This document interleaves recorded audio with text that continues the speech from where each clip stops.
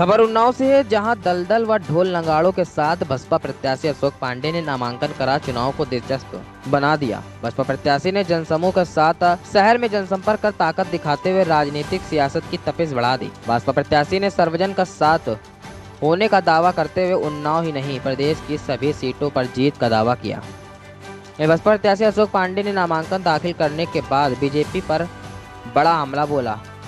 वहीं अशोक पांडे ने मीडिया से बातचीत में कहा कि भाजपा राष्ट्रवाद के नाम पर भगवान को बेचने का काम कर रही है। वहीं राम को बेचने को राष्ट्रवाद कह रहे हैं, तो इससे ज्यादा दुखद व अपमानजनक स्थिति राजनीति में क्या हो सकती है।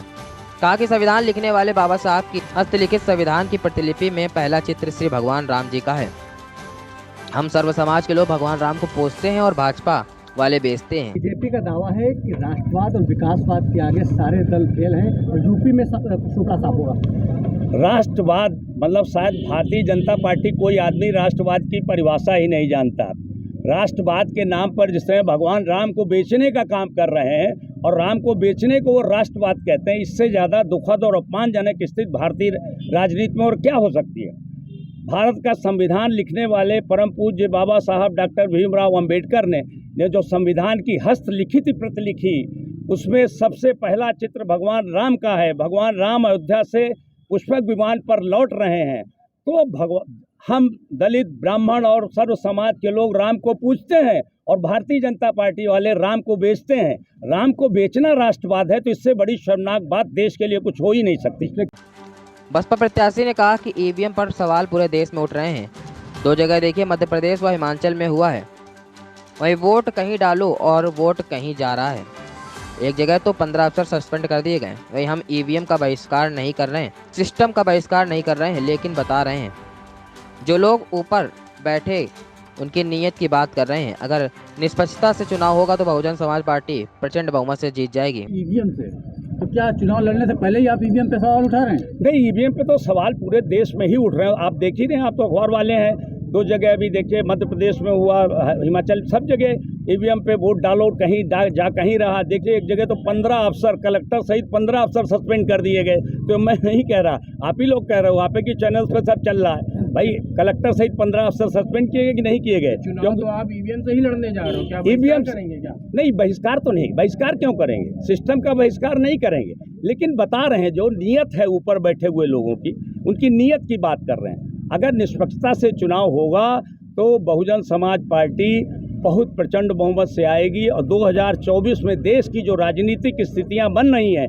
उसमें बहन कुमारी मायावती प्रधानमंत्री बनेगी। मजबूरी हो जाए कि निष्पक्ष चुनाव नहीं होगा। अभी आप कह रहे हैं निष्पक्षता से चुनाव होगा। देखिए, जहां जितने पहले चरण में आपने देखा जितनी सीटों पर हुआ, सब जगह कितना बॉल, एक जगह तो किसी मतदाता ने बटन दाबा, हाथी का वोट गया, कमल के फूल, उसने ईवीएम मशीनें तोड़ दी, उठा के जेल गया। प्रत्याशी के तौर पर आज आपने नामांकन दाखिल किया है, चुनाव में कहाँ पे खड़े हैं आप?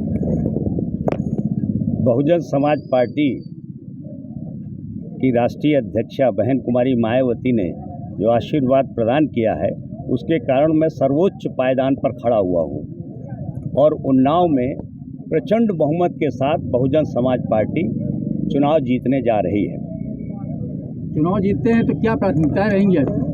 सबसे बड़ी प्राथमिकता ये है कि उन्नाव में पिछले 10 सालों से दलितों, ब्राह्मणों और अल्पसंख्यकों पर जो अत्याचार किए जा रहे हैं, रूलिंग पार्टी के सांसदों द्वारा, विधायकों द्वारा, सरकार द्वारा, सबसे पहले उस अन्याय का प्रतिकार किया जाएगा और भ्रष्टाचार और अविकास की दलदल में धंसे हुए उन्नाव को विकास के रास्ते पर लाने का प्रयास किया जाएगा।